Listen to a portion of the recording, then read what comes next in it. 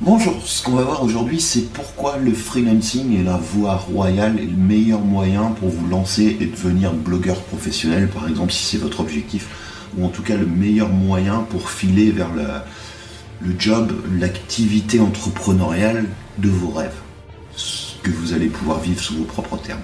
On m'a régulièrement posé la question, voilà, certains parmi vous vont se reconnaître parmi ceux qui suivent Lifestylers, savoir pourquoi sur Lifestylers je prône autant le fait de se lancer en freelancing avant de lancer une activité, comme moyen parallèle, si vous voulez, de financer son mode de vie quand on a un projet d'activité entrepreneuriale sur le web. Pourquoi je propose ça? Pourquoi je le mets en avant? Pourquoi je défends autant cette idée? C'est tout simplement pour le fait que la plupart des gens, en fait, ont un projet qui les fait rêver, ils se disent si j'avais plus de temps, si j'avais ceci, si j'avais cela, etc. Vous savez comment ça et on passe jamais à l'action. Je montrais telle idée de business, je montrais tel business sur le web. Le problème, c'est que si on garde une activité salariée à côté, on n'avance pas.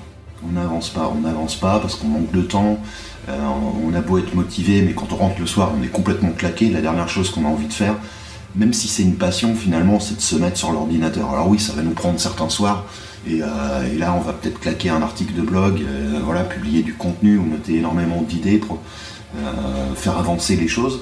Mais la plupart du temps, la plupart des soirs, vous allez plutôt, comme la plupart des gens, c'est tout à fait normal, vous caler devant la télé ou devant un bouquin ou avec votre partenaire, etc. Et finalement, vous reposer pour pouvoir réenchaîner le lendemain.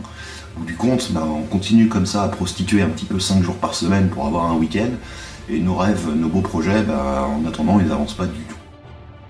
Alors, pourquoi le freelancing pour remédier à tout ça?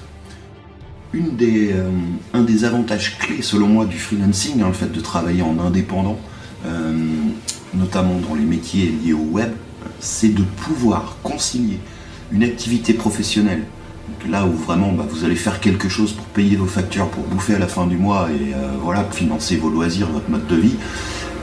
C'est finalement pas beaucoup plus dur, même parfois plus simple, si on s'y met à fond, de trouver suffisamment de contrats de freelancing qui rapportent et qui amènent l'équivalent d'un salaire correct en France, où vous êtes en ce moment à la fin du mois.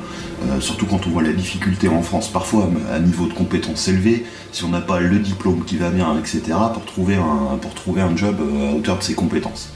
L'avantage du freelancing, c'est que vous pouvez travailler, et ça devient là un tremplin énorme, si vous vous focalisez et vous effectuez des missions qui sont uniquement en relation avec les compétences que vous voulez développer pour votre future activité. Ça va vous permettre non seulement d'un côté de monter votre activité entrepreneuriale, parce que vous allez avoir plus de temps a priori que si vous étiez salarié, vous allez pouvoir vous organiser comme vous voulez, travailler de chez vous, etc. Au bout du compte, vous gagnez un temps monstre, plus de temps perdu dans les transports, plus d'heures sup, plus d'etc. Là, c'est vraiment à vous de gérer votre temps, et si vous organisez bien, vous pouvez en libérer pas mal. Bon, je publie suffisamment sur l'efficacité et la productivité et la gestion de son temps sur Lifestylers, donc je vais vous mettre des liens éventuellement sous cette vidéo si vous voulez aller plus loin là-dessus. Mais l'idée donc, c'est que vous pouvez progresser énormément parce que vous allez, si vous voulez, rester tout le temps un petit peu en cercle fermé. Alors l'idée, c'est pas non plus de plus avoir de vie à côté, mais vous allez tout le temps baigner dans le domaine de l'activité que vous voulez monter, que vous allez créer, parce que ce mode de vie va vous permettre de le faire. Imaginons, si votre objectif est de gagner votre vie et d'être professionnel grâce à un blog, parce que vous avez une passion sur tel ou tel sujet, une expertise sur telle ou telle thématique, et que vous allez pouvoir par exemple créer des produits d'information et vivre de ça. Ce qui est tout à fait possible si vous mettez bien en place les systèmes marketing et que vous travaillez de manière régulière. La question là, c'est plus une question de tenir sur la durée et d'optimiser jusqu'à ce qu'il y ait des résultats finalement. La difficulté, c'est de ne pas abandonner trop vite parce que ça prend un petit peu du temps à se monter.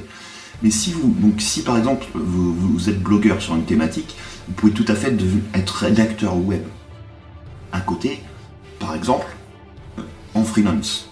L'avantage, c'est que vous vous exercez à publier, à rédiger et publier, faire publier, vu que c'est pas pour vous, mais à rédiger des articles du contenu d'extrême qualité. Finalement, qu'est-ce que vous faites? C'est que vous vous entraînez, vous vous entraînez, vous vous entraînez et vous êtes payé pour ça. Même chose si vous êtes, je sais pas moi, si vous êtes, si votre business tourne autour du graphisme par exemple, et que vous allez proposer dans le futur, dans votre activité à vous, sur votre business à vous, des produits ou des services en rapport.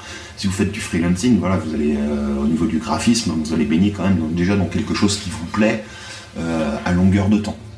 Après, l'idée pour aller encore beaucoup plus loin avec le freelancing, c'est d'essayer de se spécialiser vraiment sur un domaine précis. Ça va vous permettre, alors là c'est l'astuce un petit peu à côté, mais si vous voulez, plus vous êtes spécialisé sur quelque chose, par exemple rédacteur web sur tel type de contenu, plus vous allez pouvoir présenter un portfolio, voilà, un catalogue, une sorte de CV de ce que vous faites, qui va être cohérent et que vous allez pouvoir valoriser et faire monnayer finalement beaucoup plus cher.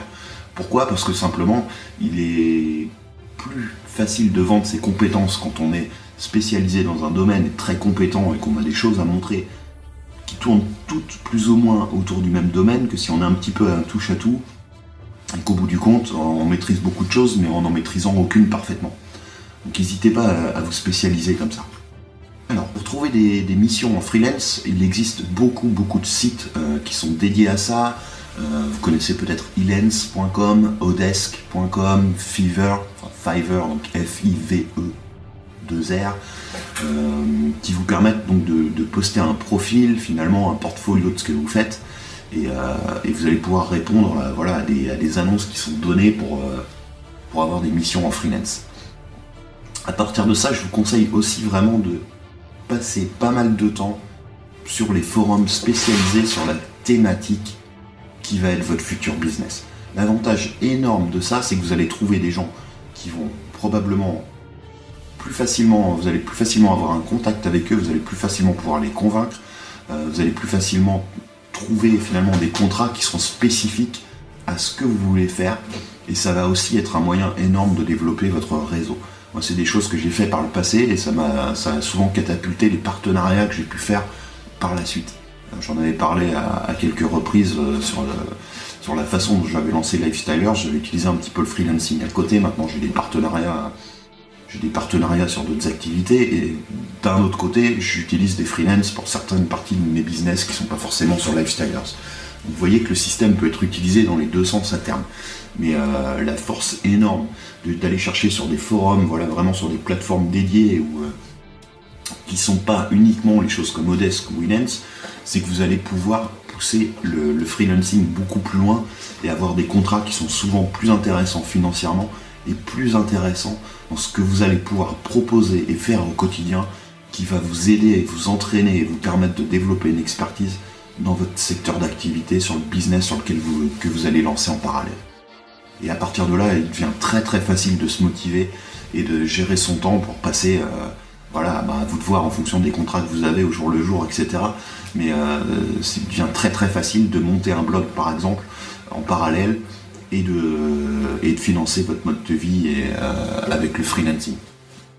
Alors, quelle que soit votre situation actuelle, si vous écoutez cette vidéo, je vous conseille, alors que vous soyez étudiant et vous cherchez un job en plus, que vous ayez un emploi à temps plein ou à temps partiel en ce moment, ou que vous soyez à la recherche d'un emploi, je vous conseille vraiment de créer des profils sur les sites de freelancing et de faire en sorte de trouver, et donc de chercher, et vous allez trouver des missions en freelance en rapport avec le type d'activité, le type de business, vos compétences et ce que vous voulez faire finalement, la vie de rêve que vous voulez avoir finalement, qui tourne autour de votre passion, de la manière de la monétiser par la création de contenu ou par la création de tel ou tel type de produit ou de service. Il y a beaucoup de choses et pas que la rédaction web. Je connais pas votre business, donc c'est difficile de vous donner des exemples précis, mais c'est des choses qui sont tout à fait faisables. Si c'est des choses sur lesquelles vous butez, n'hésitez pas à me contacter pour qu'on voit tout ça ensemble lors d'une session de coaching, par exemple. C'est aussi des choses que je peux faire pour vous aider. Donc n'hésitez pas de laisser une chance au freelancing et vous allez voir que vous n'allez pas, même si vous partez sur quelque chose de, allez-y mollo au début, vous ne surchargez pas de temps, N'hésitez pas à échanger par exemple le temps que vous passez, si vous êtes salarié, à commencer à faire un petit peu de freelancing à la place de ce que vous faites sur votre blog. Ça peut paraître contre-intuitif, mais au bout du compte, ça va commencer à vous dégager un revenu régulier de manière sûre et vous permettre petit à petit de voir que vous allez pouvoir multiplier les partenariats comme ça et quitter votre job beaucoup plus vite que prévu. Ce qui peut être une sécurité si vous avez peur de lâcher du jour au lendemain votre job et que vous n'avez pas énormément d'économies pour le temps de faire tourner votre blog et attendre que les revenus tombent, parce que comme vous le savez, c'est pas quelque chose de facile, c'est surtout pas quelque chose de rapide, c'est pas en 3 mois que vous allez vivre de votre blog la plupart du temps. Bien que ça soit tout à fait possible. Là, l'idée derrière tout ce que je vous présente, c'est vraiment d'avoir toutes les cartes, toutes les clés en main au niveau financier et au niveau développement de compétences pour pouvoir aller beaucoup plus loin et pouvoir derrière propulser le business que vous planifiez de lancer et vraiment réussir.